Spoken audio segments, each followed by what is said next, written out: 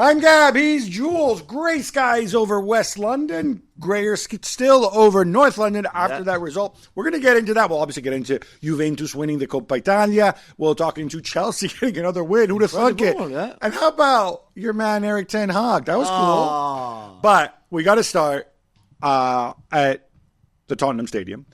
You all know, presumably, what the setup was. City needed to win to move ahead of Arsenal going into the last weekend of the season, last 90 minutes. As things stand, City have a 2-point lead over Arsenal, which means that if they equal or better Arsenal's result, they will become champions, come what may. However, Arsenal still have a better goal difference, which means that if City draw or lose and Arsenal win, Arsenal become champions. That's right. Now, we kind of want to, I guess everybody's going to know what this is heading into Sunday. I hope we don't get some crappy damp squib. Manchester City are playing West Ham and Arsenal are playing Everton. There you go. Everton, so two mid-table sides, and Everton would be mid-table if not for the points penalty. Nothing to ask for. Yeah. I hope it gets exciting. And here's a reason why it might. Here's the stat that I found all by myself. Manchester City have played 18 home games in the Premier League this season, right? They have drawn 5 of those 18 games.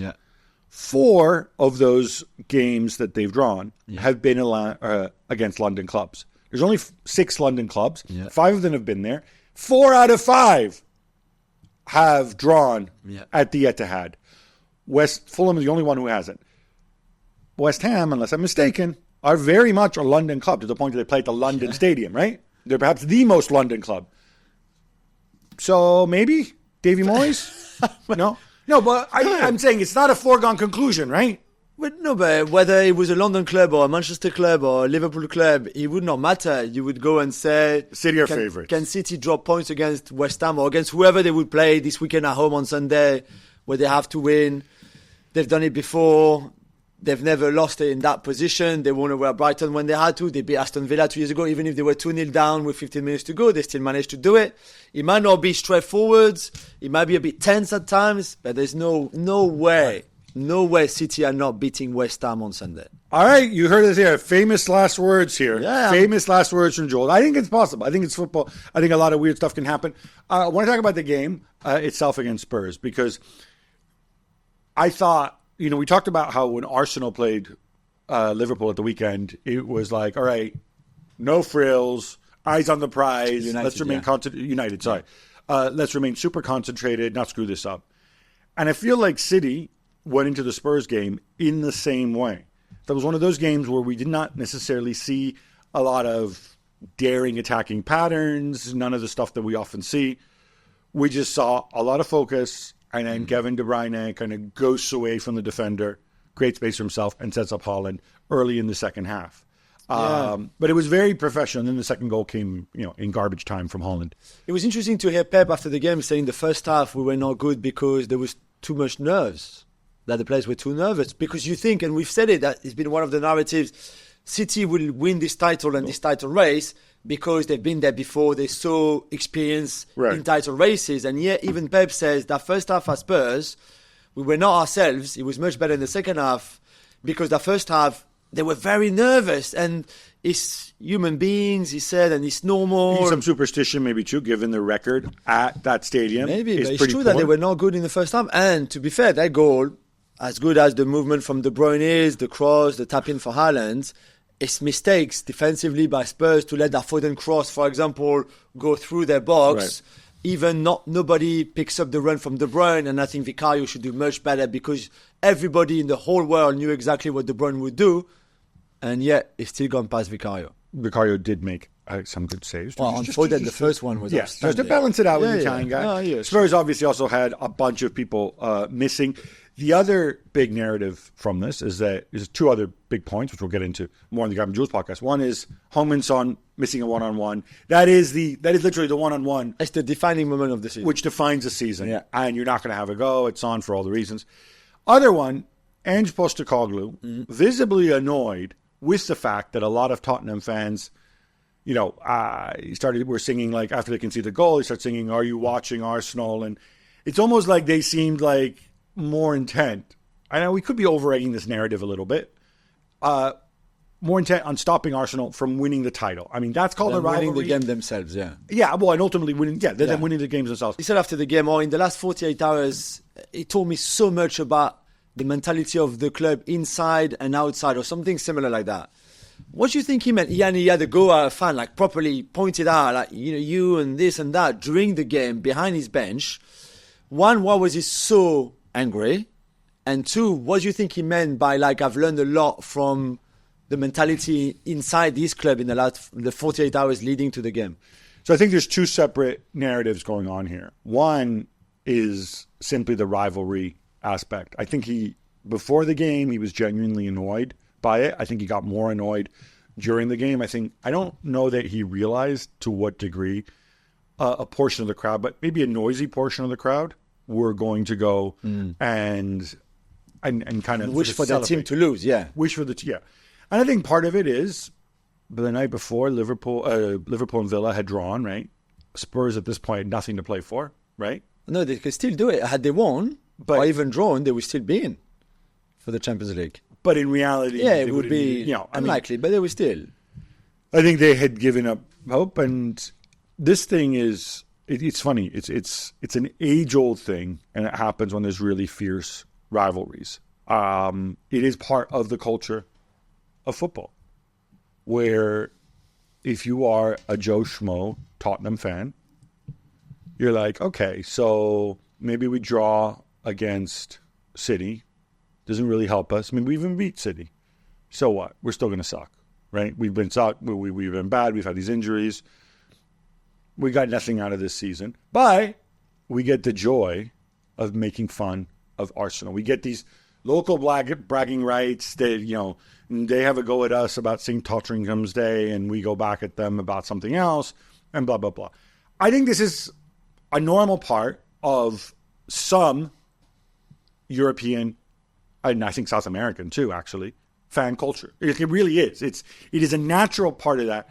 And sometimes I remember having this conversation with Paolo Di Canio many years ago, dyed-in-the-wool Lazio fan, right? And it used to drive him bananas, where people derived more joy from their direct rivals screwing up than they did from their own team winning. I think part of it happens to teams that haven't won a lot, and this might be to tie it back to what Ange gets. I mean, let's face it, if you're a Spurs fan or an Arsenal fan, you really haven't had that much to cheer in the last, 10 years? Yeah. Right? Maybe more, actually. So it's the way you live the sport is by getting one over on your rival. I don't know if I think Ange is intelligent enough to think he understands that, but I think it just bugs him, that mentality. It really angers him. And I think that is what drove him to act the way he did. Yeah, I thought it was very interesting. I mean, you're a Paris Saint-Germain fan. Do you rejoice every time Red start Paris? I would never want my team to lose, though. I really don't understand. Because you don't have a direct rival. No, but it doesn't matter. So let's say, PSG would play against, any team in France, and beating them would mean that Marseille would potentially win the title. I still would not want my team to win. And I think what Ange maybe meant, and especially I thought he was very good in his pre-match press conference when he said, I've walked through here and I can't see any trophies in the trophy cabinet or something. He said something like that about trophies that Spurs have not won, obviously. And I thought his point was like, we can't be a small club. We can't have a small club mentality. If we want to become a big club and winning the league, winning the Champions League, we need to have that kind of mentality. And big clubs' mentality are not, let's lose this game almost on purpose, so it denies somebody else winning the title, somebody else who are our rivals. If you have a big club mentality, you win. You play to win every game. Yeah. Whether that serves Arsenal or not, whether that serves Chelsea or not, and your biggest rivals, it doesn't matter so much. Especially when you're facing Pep Guardiola and Manchester City, because let's say Spurs had battered City on Tuesday night, right? Maybe psychologically, coming into next season, if this Spurs team is very good and is competing with City to win the title, and you get to game week 37 on the league, and again City are going back to Tottenham in a game where Spurs can actually win the title, we would talk about, remember last season, City came and they got battered by Spurs. All of that. I think the habit of winning and winning big matches against big opponents is very important. And that's clearly what I think I take your point. I mean, the little wrinkle in this one is I think the last 3 or 4 times that City went to Tottenham, they lost. Yeah, but that was Ange was not the manager. Okay, that's fine. But I think sometimes more than one thing can be true. I think from the club, I think people have roles in football, right? From the club's perspective, I 1,000% endorse what Ange says. It's true for the players. It's true for the club. You have to have that big club mentality. You can't say, oh, look, at least Arsenal don't win the title. Fine. From the perspective of the fans, I tread pretty cautiously here. Yeah. They're the ones who pay the bills. They're the ones who are going to be there when Ange is gone. They'll even be there when Levy's gone, if he ever goes away. They're entitled to live their fan experience any way they want. True. And if they have zero faith that the club are going to do anything, so that they can say, like, oh, look, the reality is I'd rather Arsenal lose than, we take a little baby step where we're going to get knocked back again. If they have zero faith, it's your job as club to build them back up again. That's what you are paid for. So I am not going to have a go at fans who feel that way. Players, obviously, is a different story. But again, the players, I mean, how many of those guys are actually Spurs fans or grew up as Spurs fans, right? Not many, right? No, but they might have interaction with Spurs fans and, it'd be, I don't know. In the real world, I don't think it happens so much. Would have been interesting if Harry Kane had still been there, given that, of course, he did grow up as an Arsenal fan when he was very little. Or at least he played for Arsenal when he was very little. But that's a whole other story. A lot of people have read this mentality argument as, and I guess this is the second part of the question that you're asking is, is this shades of Antonio Conte and Jose Mourinho? Some people have pointed out that that's exactly what Conte could have said exactly what Ange said Tuesday. He probably would have. I think where it's different is that you might see a parallel there, but I think Conte is much closer to Mourinho in his outlook than Ange. Yeah. So they can agree on this one point yeah. about mentality and so on. For me, from Conte and Mourinho, very clearly, what this means is, all right, cut some more checks, bring in better players. From Ange, that's not the vibe I got. I think he was making a point about mentality, about how they really needed that stadium to lift them on the night, and how, like, if you're on the pitch and you hear your own fans singing, are you watching Arsenal when you just conceded a goal, that can be pretty soul-destroying, right? These are humans out there. I think this is what he was referring to. Yeah. I don't It's been such a fascinating season for him, really, with the incredible start, and then hitting more troubles, to trying to find ways, to then being very angry the last few weeks. Yeah. He hasn't been happy. I mean, they lost 5 of the last 6 Premier League games. They only won 1 against Burnley, and that was not nice. No. And that was not great. Really interesting. And the range of injuries as well, of course, that he had, which I think hit them very, very hard. One other point to make on this is the clash between Romero and Ederson, which left Ederson down for a long time. Then he got up, then he played on for a few minutes, and then they took him off. Now, well, first of all, there's just 2 things to say. One, I was watching on television, the commentator's like, oh, Ederson is furious at having to come off. And I'm like, how do you know he's angry at that? Or how do you know he's not just angry at the fact that I hit my head and I might be concussed, I might be seriously injured? Like, I always wonder about that, right? How do you take it as read that Ederson wanted to play on? I mean, you've got the adrenaline, whatever. I do wonder about this, and there are concussion protocols or whatever. I don't understand. If the doctors go out, they look at him, they mess around with him for a couple minutes, and they go off the pitch. He keeps playing, so presumably he's fine to continue playing. And then what? Like, from the bench, they see him and they say, oh, wait, maybe there's something wrong with him? Or maybe he's signaled, he said, I can't continue? To me, this is very open and shut. If he looked to be shaken, to be fair. He looked shaken. People have called for a long time having independent medical assessments. Yeah. I think the reality, and they do this, of course, in the NFL, for example, in concussion situations. The thing is that I am not a doctor, but the independent medical assessments, leaving aside the pressure and stuff that they're under, they're still going to be they take a good 15 minutes. So either we go down the temporary substitution route, which I think is a possibility. Yeah, for concussions, yeah. But I don't want to see what I saw there. Because I'm sorry, these two dudes who ran on, right, and you're looking at his eyes and doing whatever. Again, I don't want to question your but I cannot imagine being put. I mean, you come from a medical background, well, and since your dad's a doctor, I can't imagine the responsibility that is on you on the pitch to have to send somebody else out there. Yeah. We've discussed it many times before.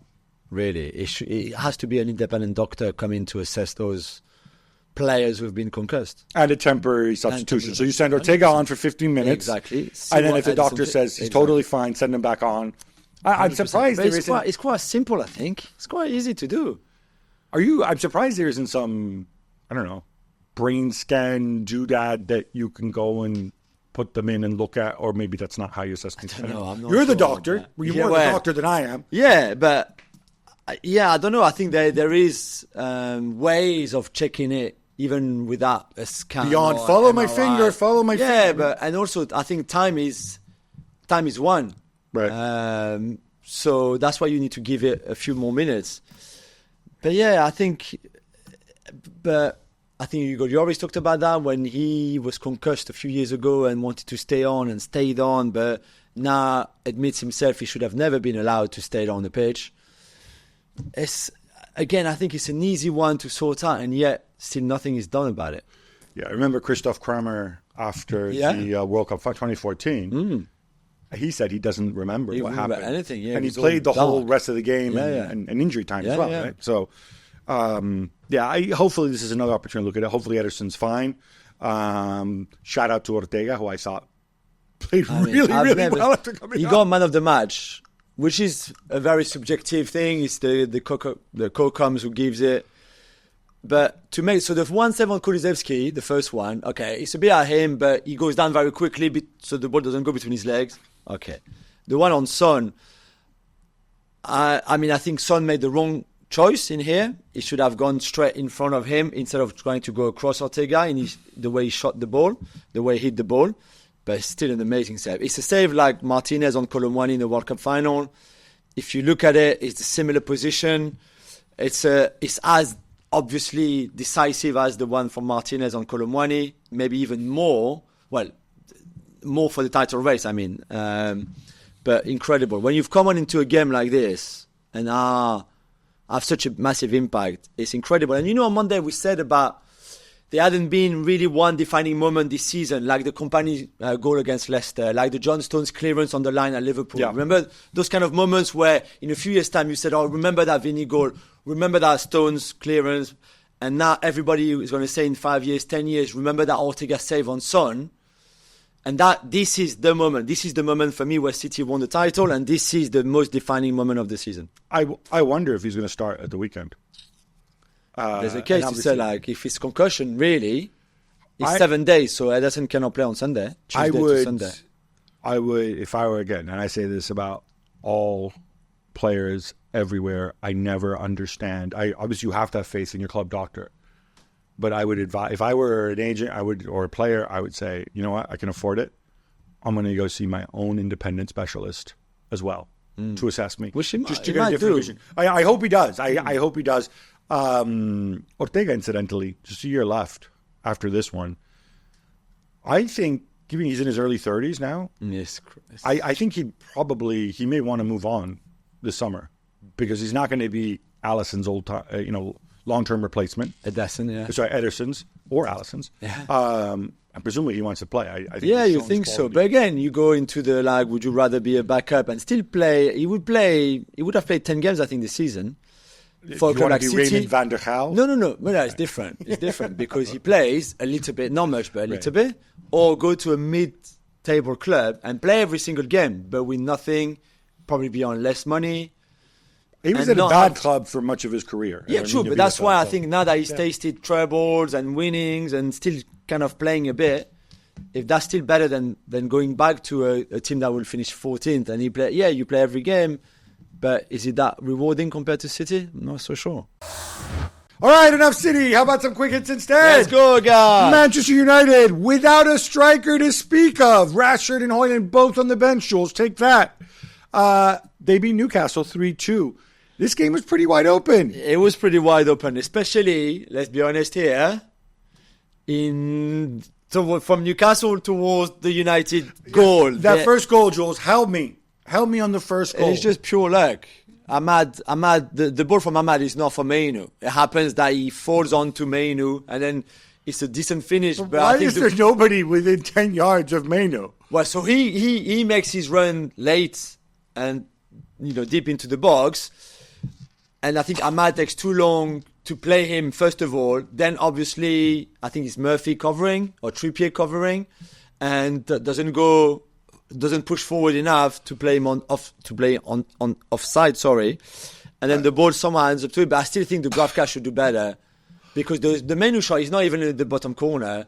I mean, I think the Dubravka should have been better on the Højlund goal as well, by the way. And Newcastle had chances. It's a good win for United, of course it is, especially after the defeat at the weekend against Arsenal. I thought a draw probably would have been a fair result, but well done to them. Diallo's goal was a bit special, though. Yeah, excited about that. That is and I thought he played well. And we showed, which we've been saying for a long time, that he should have played more this season than what he did. And Gab, Premier League clubs will vote on June the 6th on whether to scrap VAR or not, following a proposal from Wolves, who, as we know, have been very unhappy with VAR this season. I guess decisions like the penalty that was not given for a foul of Amrabat on Anthony Gordon will only fuel the fire.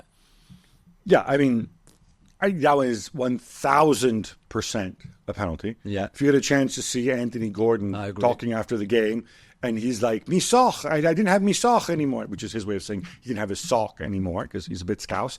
I don't understand. I cannot follow this. This is where, if you're Howard Webb, if you had any hair, he would lose it. This is where you go and you pummel your VAR, saying like, "Dude, what the hell are you looking at? I know. Do your freaking job. This is so obvious." And this frustrates people. But on the other hand, does it mean that we need to get rid of VAR? No. I don't see how the two things are related. You can make better use of it. It's not VAR's fault that they screwed this up. You can make those mechanisms better. Look, I don't think this is going to pass. It takes 14 votes out of 20. There's no way they're going to get the 14 votes out of 20. I think especially part of the reason VAR was introduced, incidentally, is that VAR, without VAR, put it this way, bigger clubs tend to get more of the calls for obvious reasons, right? So why smaller clubs like Wolves, or mid-table clubs, I should say, in Wolves' case, would make this argument is frankly beyond me. PGMOL, they say that correct decisions have gone up from 82% to 96% with VAR. I got to say that 82% figure without VAR is pretty shockingly bad. It is. And whatever, it's whichever way that they benchmark it. No, but this is serious. Like I said, if you have a philosophical opposition to VAR because you don't like the game stopping, blah, blah, blah, fine. But there's no footballing decision. Yeah, I agree. There's no footballing reason to get rid of VAR. Put it that way. I agree. There's things you can improve, like you said, like the length sometimes of that it takes to make a decision or to get to a decision. And the transparency as well. People understand it better. Like here, I think people want to know. Yeah, exactly. Jules, I can't resist. What did you make of Erik ten Hag after the game at Old Trafford, coming onto the pitch with his microphone? Yeah. And thanking the fans for the support. And to be fair to him, he's right. The level of support Old Trafford and United fans have given the club. Yeah, home and away. Is remarkable. Yeah, considering how bad the season has been, how average the season has been really, really good and really important. So he was right. He also said we're going to do everything we can to bring the FA Cup back home, back here, which again, you expected him to say that. I like the fact that he took the mic and addressed the crowd and everybody, and he got the right reception too. Let's see what happens on Sunday, where they finish in the league to start with, and then what happened the following weekend in the FA Cup final. You know what I think about it. Yes, we don't need to So go. Seeing him talking hasn't changed anything in my head.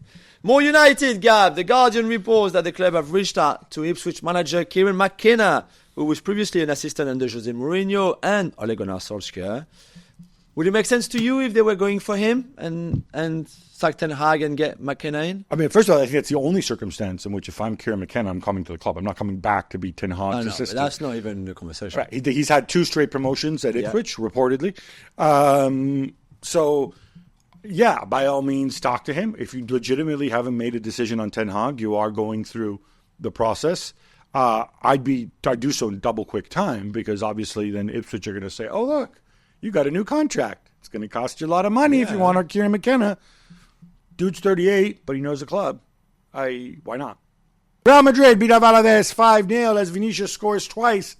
I think other than Rudiger for Nacho, this was pretty much a lineup that will start the Champions League final, at least if I were in charge, with maybe Tchouaméni in place of Camavinga fit. Yeah, he's a bit in a race against time, Tchouaméni, with his metatarsal injury to make it. I don't think he will, to be honest. He's still hoping. He's still hopeful. It would be a blow, of course, a loss if he could not make it. But, I think he also has the Euros in the back of his mind and you don't want to come back and rush it and rush anything. So we will have to see very good professional performance from a Real Madrid team that is really flying at the moment. So 2 games to play. Do you play the reserves next weekend? You mix. You mix next weekend? Yeah, you mix it, I think. You mix it. Your starting 11, whether you have the chemistry anyway. Yeah, right. Exactly. So, Juventus beat Atalanta 1-0 to win the Coppa Italia. Gab, they deserved.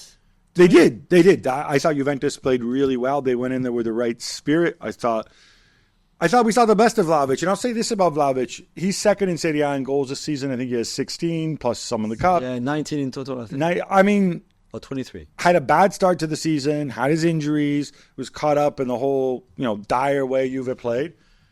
But he's coming on very strong. And he's coming on very strong, I think, just and looking really physically right, just in time for the Euro. So watch the space with him. Beyond that, they hit the woodwork with Miretti. Lukman hit the woodwork as well. Yeah. Should have had a penalty. The Kenan Yildiz should have been a red when he gets stomped on. Vlahovic also scored a great goal, which was marginally offside. Yeah, congratulations to Juve. I mean, Juve scoring early. It certainly helps. Helped them, and then they could defend quite But I asked myself, look, you played well. You executed well. Why can't you do this all year? Yeah, Scamacca being suspended for Atalanta was a massive blow. Paris Saint-Germain beat Nice 2-1, and Mbappe's on the bench. But it's the other Mbappe. The other. Ethan, Jules, any truth to the reports in Le Parisien that he has badly fallen out with Nasser Al-Khelaifi, and this kind of is dragging on? Yeah. So we know there've been a meeting where they met before the Toulouse game. Our ESPN sources said that it was quite an animated conversation, but only a conversation. Le Parisien saying it's a proper clash. They literally raised their voice and it got pretty bad. Others are a bit in between, or more towards us than the full clash that Le Parisien are reporting. Le Parisien wrote that the walls were shaking. Yeah, it was really bad. Okay, but this is a French figure of speech, right? I presume the walls at the Parc des Princes aren't made of cardboard, and Nasser Al-Khelaifi and Kylian Mbappe aren't strong enough. No, it's just like an image to say that they shouted at each other. Okay, all right. Which, again, everybody else is reporting something slightly less of importance. So, but he didn't go to Nice to support his teammates because he has a boo-boo? Yeah, apparently, he had a little injury. I mean, Luis Enrique said he doesn't want to take any risk now before the French Cup final, which will be in 10 days.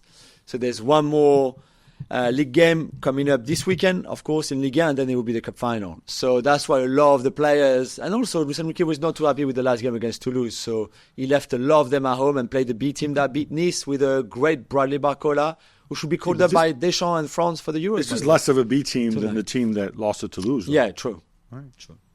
Back to Juventus, Max Allegri got himself sent off. Gabby, injury time. He took off his tie and threw it and everything. And then he dropped the biggest hint that he would be leaving in the summer. I guess you disapprove. Yeah, when somebody acts like a complete ass on the sideline, yeah, of course I do. In injury time, when you're ahead 1-0, he took his jacket off, he threw it off, his shirt was all messed up. At one point, he turned around like a wild man. Was jaw clenched. Then he said, after he got sent off, he called out Rocky, who's the head of the Italian referees. Afterwards, El kissed and made up, like he was all normal. Yeah. I'm sorry. What made him so angry? I think it was the refereeing decisions went against him. He may have had a point. But when you're 1-0 up, Atalanta can score at any minute, right? It's deep in injury time. Don't get yourself sent off and leave your team without a coach in injury time. Why run the risk like that? He also dropped, he says, like, well, he seemed to, he corrected himself. But the way he was talking afterwards made it pretty clear that he's leaving. He also had to run in with the local paper in Turin, accusing them of always taking the club side. John Elkann spoke afterwards, and he kept going back to this theme of, all the young players at the club. My guess is more sales, more young players, definitely less Allegri next year. Certainly that's the impression we're getting. Yeah. This was back on Monday, but Liverpool and Aston Villa battled to a 3-3 draw at Villa Park, which means Villa have now qualified for the Champions League. Some love for Unai Emery and the Villains, please. Incredible season, Gab. Let's not forget the semi-final of the Conference League too.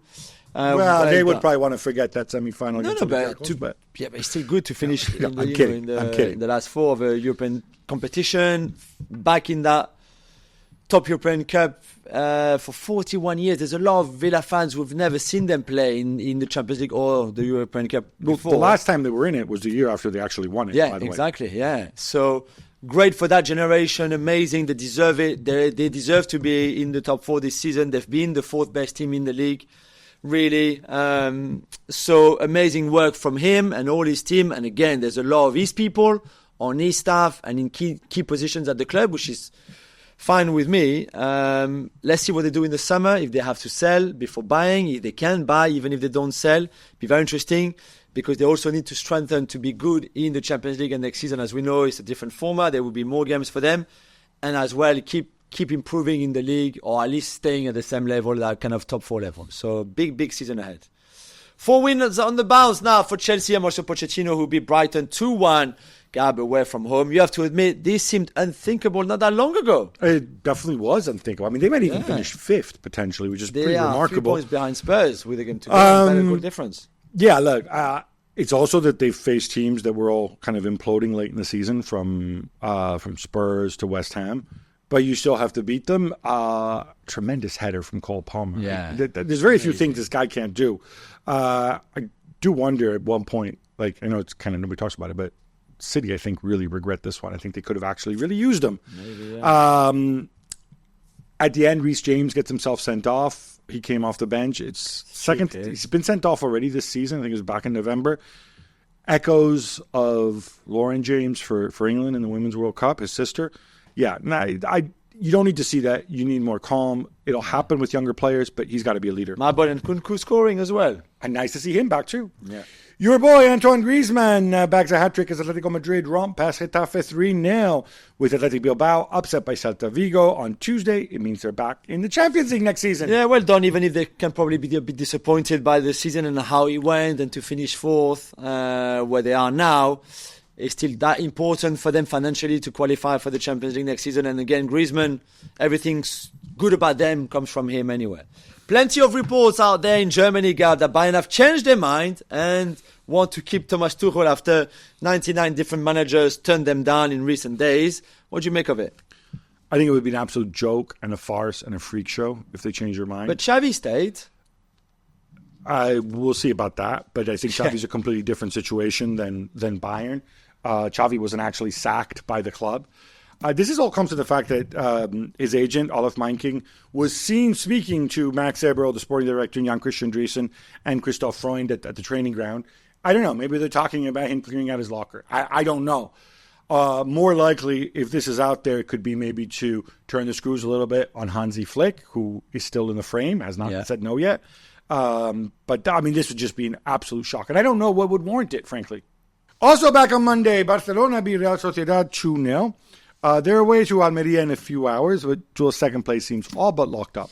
Yeah, and it was not the easiest of wins. I don't think they played that great, but with Girona losing on Tuesday night against Villarreal as well, and we know how important it is for Barcelona to finish second. Even just, for example, to be involved in the Spanish Super Cup and get a few millions of euros there. They would take everything, really. So if Xavi can take this team into finishing second after the season that they had, and he said again how complicated things were, for people to really realize that it's not going to be a fun summer, it's not going to be a good one either, then at least if you finish second, that kind of softened the blows a little bit of what's coming next. You referenced him staying before. Well, no, he said himself that he stayed, but now it seems there's more and more I don't again, no? I don't understand this. I don't understand what's changed. I mean, unless they go to him and they say, please stay because we can't afford to sign anybody else competent and you love the club. But all those other things that he talked about, the stresses, the lack of respect, the family, none of that's changed, right? No, but this is what I struggle with. Yeah, but I say to somebody who loves I know, travel. but he's agreed now to stay, so he's not going to change his mind again and decide because... I'm just really surprised by that. That he decided to stay. I hope he's okay. I hope he knows what he's doing. I guess if he's staying just so they can go and sell everything that's worth selling and just leave him in charge of Fermin Lopez and friends, and it has a toll on him, and he continues to get the abuse in his private life and stuff that he took before, just for his own mental health. He spoke very openly and very eloquently. I know, about but he would have known that when he decided to stay and when he had that press conference to announce that he was staying, not leaving. If you're going to be rational about it, yeah, but he's doing this out of love for the club. Yeah, which is a big. I guess big he can thing. always change still, but I mean that would make even more. No, mess that would be a mess. He's not going to do that. Marcelo Cacciardo is the latest name to enter the conversation as Milan's next coach. Gab, are you buying this one? And he's obviously getting sacked at Al Etihad. No, he just went to Al Etihad, he got a ton of money, and then gets himself sacked. Right? Yeah. So, like, oh, look. Yeah, He's still a good manager, though, right? For what he did at River. You know what? He did everything at River. He had a million chances to come to Europe. He never came to Europe. Then he went and he chased the money in Saudi and was terrible. I don't see any appeal in this. This strikes me as the kind of thing is like his agent saying, like, oh, look, he's going to have to find a job. Hey, does he want to go back to River? Is there anybody in Europe? And then they put him in at Milan. Again, I think it's too big a jump for him at this stage, given the experiences that he's been to. My understanding is it's still Team Mendes pushing Sergio Conceição. Yeah, of course. I think there's some people there who still really like Paulo Fonseca. Yeah. Who, of course, as you know, was linked with Marseille, met with McCourt and stuff. Yeah, he's got a Marseille offer. And then there's Ibra and his friend Mark van Bommel, which, no. So... I don't know. I'm Team Fonseca. If you've decided 1,000% Pioli's got to go. Yeah. It's not really a surprise, but because we knew it was going to happen, he knew he was going to get a new deal. But Rafael Varane announced he won't be back at Manchester United next season. He's a free agent. I thought his message was quite eloquent. Yeah. I liked hearing from him. He's the kind of guy like, gee, here's somebody who's a normal person in addition to being a good footballer when not injured. I'd love to hear more from him. He's one of the best. He's one of the good guys as well, one of my favourite. It's a shame in a way that those 2 years at United were not better. Injury, I think, hasn't helped. He missed pretty much 50% of the games that United have played. And that the team was not a bit better. So at times, I think he showed what a classy player and outstanding player he was, but maybe not enough if you're a United fan. I don't know. I would love to see him going back to France and just finish his career in Lens, where he obviously all started, where he's from, the north of France, and just like finish the cycle there. Or he might go to another league, maybe to MLS with Lloris and Giroud, maybe to another French club, maybe to... I don't see him going to Saudi, for example. I mean, to be fair, I see him going back home. That's what I see him doing. Well, but Lens can still qualify for the Champions League, right? No. All right. No, but still, Joseph, come on. Joseph, come on. You can do this. Come on. Exactly. FIFA, whose Congress kicks off tomorrow in Bangkok, so Friday, have set up a working group to evaluate so-called out-of-territory games. What does this mean? Well, this is the strongest sign yet. They're under a lot of pressure to allow, as we've talked about, to allow leagues to have regular season games outside of the national boundaries. Yeah. Basically, until this point, a whole number of entities had to sign off on it, generally on an exceptional basis, because you need, the league hosting it. You need leagues, you need clubs, you need a whole bunch of green lights. So they want to. The idea is this something we want, and can we create a pathway forward. They're obviously under a lot of pressure from Javier Tebas, first and foremost. The one thing I would say to this, I don't think there's, people have made a big, we've talked about this, like, oh, well, imagine the Premier League in the U.S., blah, blah, blah. Yeah, I don't think there's this great appetite for it because the bread and butter is still going to be domestic. I think it might suit some leagues more. Saudi, obviously, is the other obvious candidate. Saudi and the U.S. are the two obvious ones. I would be careful with how they codify it. And the reason I bring this up is, what would happen if, like, Liga MX says, okay, let's have regular season games in LA.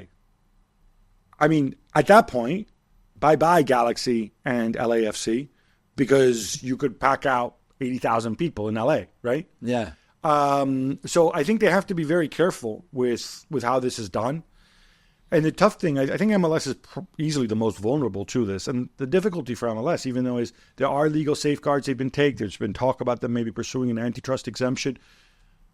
They have to be careful because, of course, MLS already plays games in other countries, namely in Canada, where there's 3 MLS teams. Yeah. So, I don't know. This, to me, seems like a big, big can of worms. Liverpool assistant Pep Lijnders is on his way to Salzburg. Jules, your thoughts? We've seen as like the secret ghost in the machine, man, Klopp and blah, blah, blah. Yeah, I mean, he also wrote a book, if you remember, with about all the philosophy and everything. The book, I think it's entitled, I Am Responsible for All of Liverpool's Success, not Jurgen Klopp. That book? I mean, he certainly believes that he's got a great future as a first-team manager. He's done it before, right? Not an assistant. He's done it before. Not just an assistant of Jurgen Klopp or of somebody else. To be fair, I thought he would have gone for the Liverpool job, and maybe by loyalty to Klopp, when Klopp decided to go, him and the rest of the staff followed. But it was no doubt for me that he would just not waiting for Klopp's next job to still be in his staff. I'm not surprised. It's Salzburg. You can start there, then go to Leipzig. We've seen a lot of that kind of Red Bull group process, if you want. So good luck to him. It's a good squad.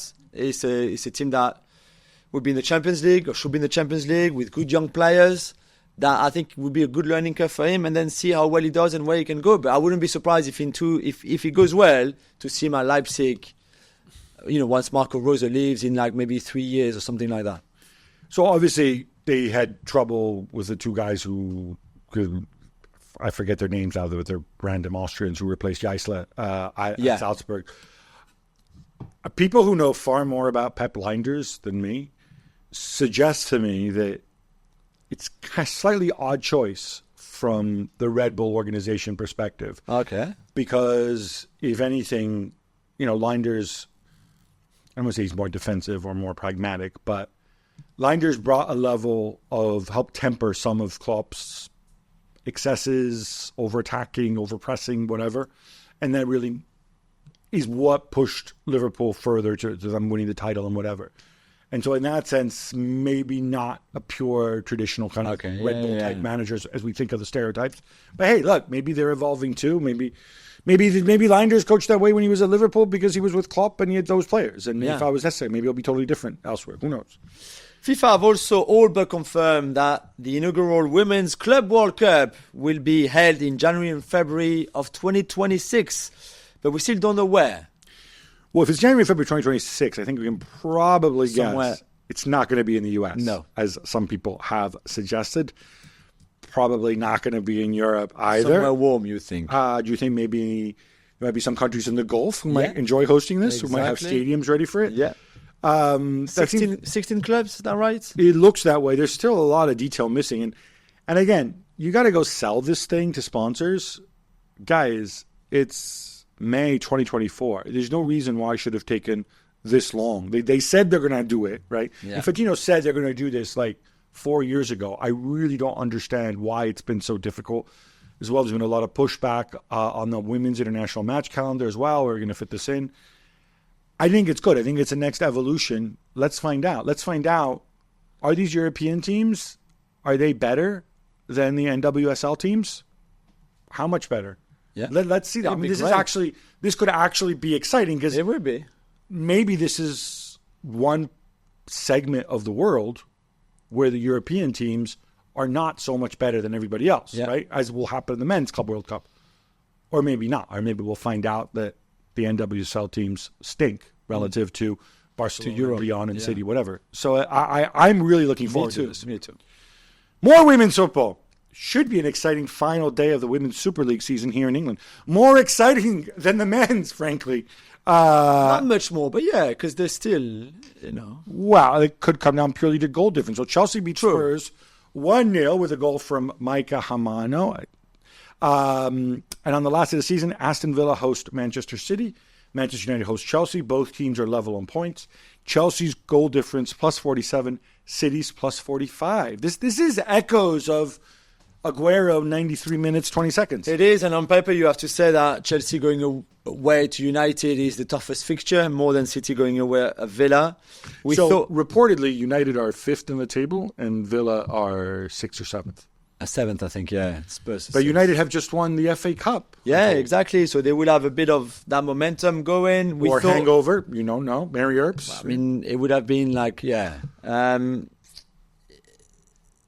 thought this was all wrapped up before when Chelsea lost away at Liverpool, and then City were 1-0 up against Arsenal and in control of that game. Conceded 2 goals very late, 89th minute and 92nd or something, to lose that game against Arsenal, which meant that Chelsea could then come back with that game in hand. They did, and now it's an incredible last game for what's Emma Hayes' last game in charge at Chelsea as well, after 12 years and all those trophies, all those titles. And I think for City to win this title back after those years where they didn't and where Chelsea was so dominant will be very special as well. So we'll have to see. I'm curious, given that United are kind of in the Spurs position right now, in the sense that they play Chelsea. So if they want to hurt Man City, exactly, they lie down. Are we going to get scenes like we got, at the Tottenham Stadium? Where I don't know. It'd be interesting to see. Are you're right. It's a reverse, like it's a. Or does it work differently in the women's game? No. It'd be very similar. It'd be interesting to see what the crowd says. Fenerbahce presidential candidate Aziz Yildirim met Jose Mourinho for 2 hours last week. He says that he wants him at the club, especially if he wins the elections, of course, but even if he doesn't. Yeah, I think there's 3 candidates for the election. They're going to finish second. I mean, I think potentially they could still do it. They're 6 points behind Galatasaray. Yeah. Well, I don't know if they do it on goal different, but whatever. They're not going to. It's very unlikely, yeah. To finish second, they'll be in the qualifying rounds of the UEFA Champions League. Might that appeal to Jose Mourinho? Listen, I think at this stage, after Roma, he got the big crowds in the stadium and the hero and the passionate fans. He would certainly have that in Istanbul. Let's face it, he's also somebody who tends to revel in chaos, right? And that has kind of defined Turkish football, for better or for worse. I think it would be a fascinating story. I would want to make regular trips to Istanbul to go and witness this. I don't know if there's. I mean, what do you think, Julie? Is there a broader story of kind of like the level of clubs that would go for Mourinho at this stage of his career? Yeah, I think right now it's only Saudi clubs, which we know are after him, and Fenerbahce. Really, there was no. I think he tried to get involved in the Bayern race, for example, of shortlist, if you want, and others, considering how big the summer is going to be for managers with all those clubs back in Italy as well, who need a new manager. Right now, there's just nothing. There's no market for Jose Mourinho outside of Turkey and Saudi. I still go back to this. I think where he could do a good job if he wants to have a limelight. Obviously, Fenerbahce still gives you a limelight in Turkey, but it is still. It's a big country. And for them, it'd be a massive coup. And it would be massive. I think the next step after that, I think international football would actually really, really suit him. Yeah, I agree. Celtic beat Kilmarnock 5-0 away to become champions of Scotland. Jules, they've won the title in 12 of the past 13 seasons. That's true, although this one was, I thought, very, very interesting season because Rangers, especially after the arrival of Philippe Clement, pushed them all the way, and it looked at some point that maybe Brendan Rodgers would not do it and that Rangers would get a title, and instead they obviously had a massive game away at Ibrox, which was an incredible second half, and they showed steel and really I think a lot of character, Celtic, in this season. So well done to them. They've got a cup final to come to play on May 25th against Rangers. So we've got another Old Firm derby to come up, which they've all been great. And this one was for the first time a different format of the league, in the sense that you had like a playoffs as well for the title and the European places, and then to go down, which makes it also very interesting. So well done Celtic and Brendan Rodgers. Gab, Ligue 1 still doesn't have a new TV deal for next season and the two after. And some people say it's because Kylian Mbappe is leaving. Yeah, and they're wrong. I think they're wrong. I mean, the reality is that the league said, we want a minimum price of 800 million euros, which, if you look at the value of television rights, people need to wrap their heads around this, right?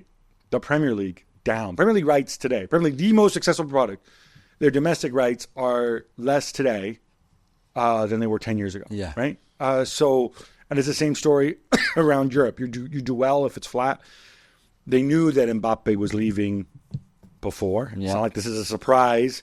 I just think leagues have to get used to the fact that television rights from legacy media, like the one we work for, aren't going to be worth as much as before, because habits are changing, because the way people consume games. There's still a tremendous amount of interest in football, but there's other ways to do it. And I actually think if you look at the crowds in France, if you look at the numbers, if you look at the players coming through, this whole League of Talents concept, it kind of works. There are exciting players to watch, and people are into it. So I think it's a physiological change in the industry, but it's not something you can go and blame on Kylian Mbappe. And by the way, Kylian Mbappe can always just go to his ex-boss, who I believe happens to run a television network, say, hey, you want to fix this? Put some money on the table, Nasser. Just so much Manchester United on this show, but they tell us it drives traffic, so let's have even more. Antony got a giant tattoo of himself on his back, and then he very cleverly shared it on social media. Or somebody did. Now, it seems extremely tone-deaf and stupid to me, and look, we're both inked. What would it take for you to get a giant tattoo of yourself on your back? Nothing. Lobotomy, perhaps? I thought the rule, or the first rule, or maybe unwritten rule of tattoos, was to never have yourself tattooed on yourself, if you see what I mean. It's a bit creepy. It is creepy, I think. And isn't he like a tattoo of him scoring a goal or celebrating a goal? No, I think it's a tattoo of him standing, showing off his pecs. In fact, I thought it was Cristiano Ronaldo. I mean, it's worse anyway. It's bad. I don't know what to say. And he's got plenty of tattoos already, so I don't think he even needed a new one. But hey, if that makes him happy, I'm all for people's happiness. So if that makes him happy, Antony, if that makes you happy, I'm happy for you. So go ahead. You can also have your dog tattooed on yourself, like, anything you want. Eric Ten Hag's face. Eric Ten Hag's face. Since he made him a rich man. So, exactly. Jesse Marsch, remember him? He's the new Canada men's national team head coach, Gabby. And there's a twist here. So first of all, I'll handle Jesse. I think he's a good choice. I think even though he went to Princeton, he is a competent man. Yeah. Deserves a shot, and he's going to get a shot, obviously, this summer straight away. We'll see where he takes it. A good squad as well. Well, a good squad as well, yeah. What I take issue with is that he's not the Canada men's national team head coach. And this is, by the way, the only time you're going to hear this. He is the MLS Canada men's national team head coach. And the reason he's the MLS Canada men's national team head coach is because apparently the Canadian FA, which is called Canada Soccer, is in bad financial shape. And so to pay Jesse Marsch, they had to get sponsorship. And the three MLS teams in Vancouver, Toronto, and Montreal all chipped in, apparently are paying part of his salary. And as part of that, it's like a sponsorship. It's like, it's like the League Cup is called something else. It's called the Carabao Cup, right? So he's the MLS Canada men's national team head coach. The reason this really annoys me, first of all, it's pretty pathetic and cheap from the owners of these three clubs. I'm going to call them out. Joey Saputo in Montreal, who I have a lot of respect for what you're doing in Bologna, not a good choice. Toronto's owned by something called the Maple Leaf Sports and Entertainment, some faceless corporation of sports executives and nerds. Fine, I don't know who to blame there. Vancouver, one of the owners of Vancouver is Steve Nash, who really should know better. Yeah.